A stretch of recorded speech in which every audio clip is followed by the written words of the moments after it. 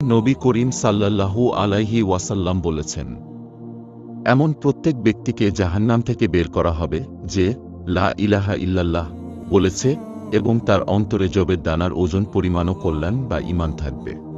এমন প্রত্যেক ব্যক্তিকে জাহান্নাম থেকে বের করা হবে যে লা ইলাহা ইল্লাল্লাহ বলেছে এবং তার অন্তরে গমের দানার ওজন পরিমাণও ঈমান থাকবে। অপর এমন প্রত্যেক ব্যক্তিকে জাহান্নাম থেকে বের করা হবে যে লা ইলাহা ইল্লাল্লাহ বলেছে এবং তার অন্তরে অনুপরিমাণও ঈমান থাকবে। সহিহ বুখারী, সহিহ মুসলিম। এই হাদিসটি দ্বারা আমরা বুঝলাম, আমাদের অন্তরে যদি যারা পরিমাণ ঈমান থাকে তাহলে ইনশাআল্লাহ আমরা একদিন জান্নাতে যাব।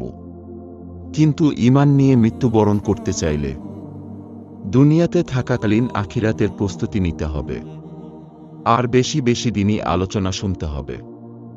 তাই আমাদের এই চ্যানেলটি সাবস্ক্রাইব করে